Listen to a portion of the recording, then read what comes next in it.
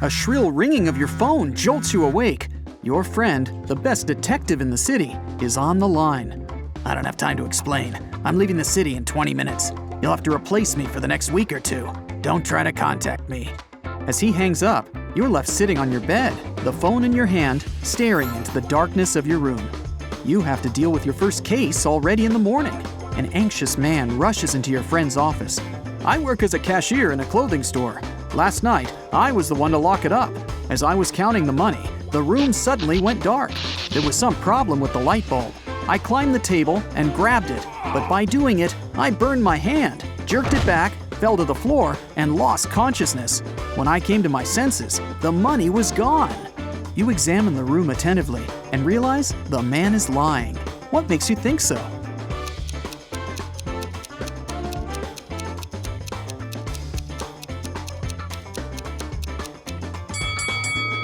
The light bulb the cashier told you about is an LED one. Such light bulbs don't get hot. Your first real case makes you hungry. You go to the nearest restaurant to get something to eat. But as soon as you enter, you hear loud, angry voices. A waitress and a visitor are arguing. You also ordered chicken wings, and you have to pay for this dish. It's the waitress. The visitor looks tired and sleepy. But I didn't. I haven't been here longer than an hour. Yes, I did doze off, but it doesn't mean I don't remember my order.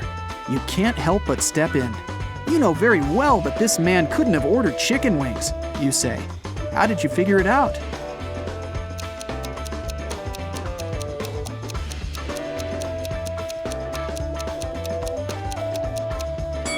You spotted a note on the wall. It says, "The kitchen works till 1 p.m. today." It's now 3 p.m. The man claims he's been there for an hour, which means he came well after the kitchen was closed. After the accident, you decide to have a meal at another cafe. But as you come closer, you see a crying lady. "I was going to cross the road when some woman grabbed my purse and disappeared. I noticed her enter this cafe.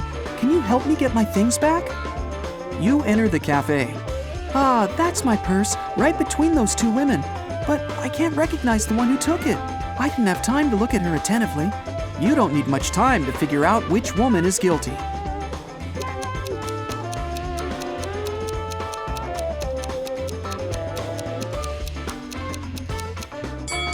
It's the one on the left. The woman on the right has her left arm in a cast. If she had taken the purse, she'd have put it on the right side of herself. After such an eventful day, you're exhausted. You fall asleep as soon as your head touches the pillow.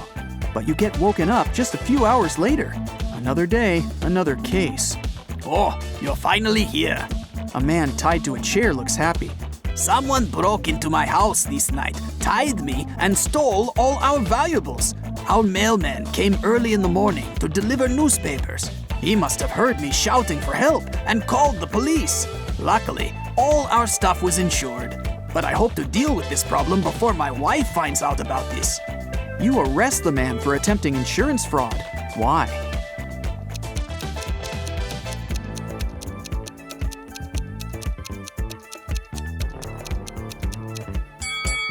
You paid attention that the newspapers were on the table in the hall, not lying on the floor near the mail slot. Someone must have put them there. It could only be the house owner or his wife, who was an accomplice. After the police arrive, you leave the man's house and immediately receive a new call. Mrs. Smith claims that her neighbor, Mrs. Miller, has stolen her laundry. The woman says she hung the laundry in her backyard at 10 a.m. And when she went out of the house 2 hours later, she saw Mrs. Miller putting it in her bag. "I didn't do this. It's a lie." The other woman looks angry. You look around and ask Mrs. Smith to go to the police station with you for trying to slander her neighbor. How did you figure out that Mrs. Smith was lying?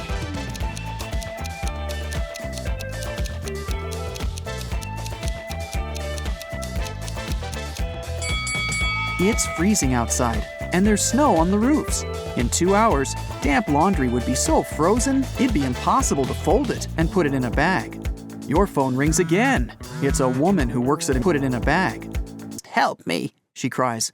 When you arrive at the museum, she tells you her story. "Yesterday, I stayed late at work. I needed to prepare some documents. I was sitting at this table. The overhead lights were off, and the only source of light was my desk lamp.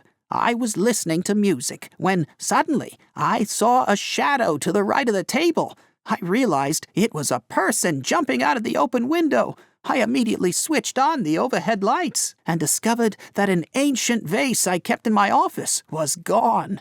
This vase cost hundreds of thousands of dollars. You didn't believe this story. Why?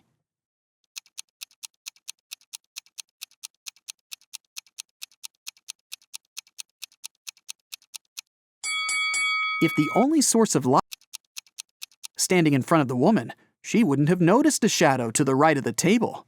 It turns out that before leaving, your detective friend gave your contacts to all his acquaintances, and now one of them needs your help.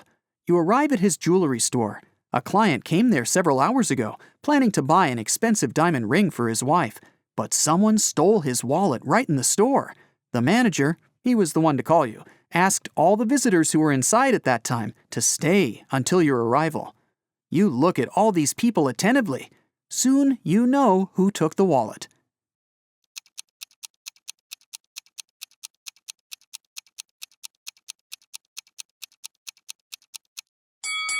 It's the man in the middle.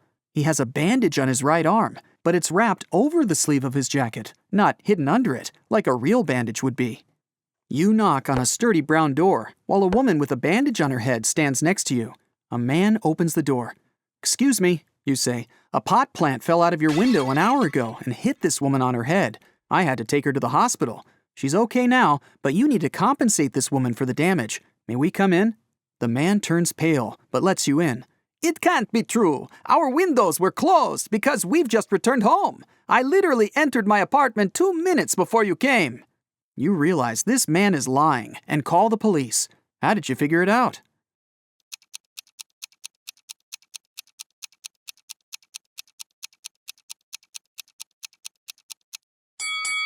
You spotted a pan with boiling water in the kitchen. If the man had indeed come home just a few minutes ago, the water wouldn't have had enough time to start boiling. Now, it's your friend who needs help. She owns a grocery store. A gust of wind blew a $100 bill out of her hands, and the money seems to have vanished into thin air. Your friend thinks it was one of the customers who took the bill, but no one wants to admit stealing the money. You ask all visitors to go to your friend's office when a woman speaks up. It's incredible to be accused of theft. Here, you can check my bags right now. Please, just come with me to the office. We'll figure it out there, you say. After the woman refuses to follow you, you call the police. Why?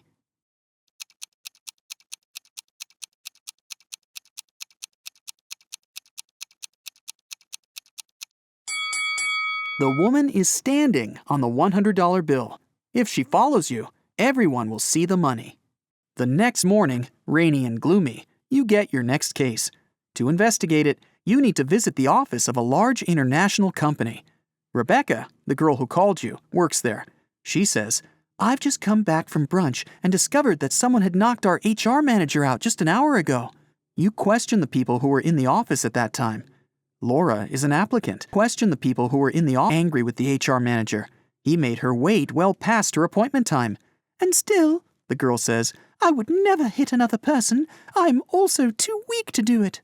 Gary, who works in the marketing department, claims he hasn't seen the HR manager since he arrived at work. He was in a meeting from the very morning till lunchtime. Jacob from Research and Development tells you he rode his bike to a coffee shop to get his cappuccino. He's just come back. You immediately realize who hit the HR manager.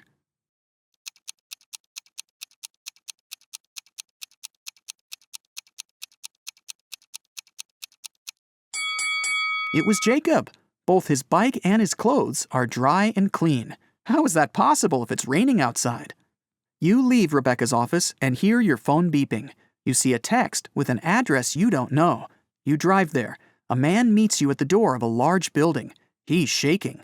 When you enter a large dark hall, you see 2 containers filled with transparent liquid.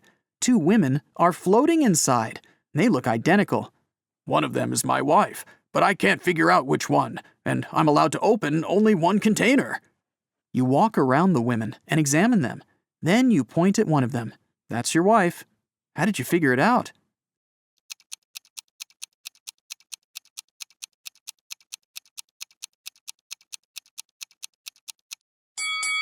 The man's name is Mark. It's written on his biker jacket. His wife is the woman with the letter M tattooed on her arm. Your phone beeps again. You look at it and see a message. It's from your detective friend. There's just one word on the screen. Help! But that's already another story.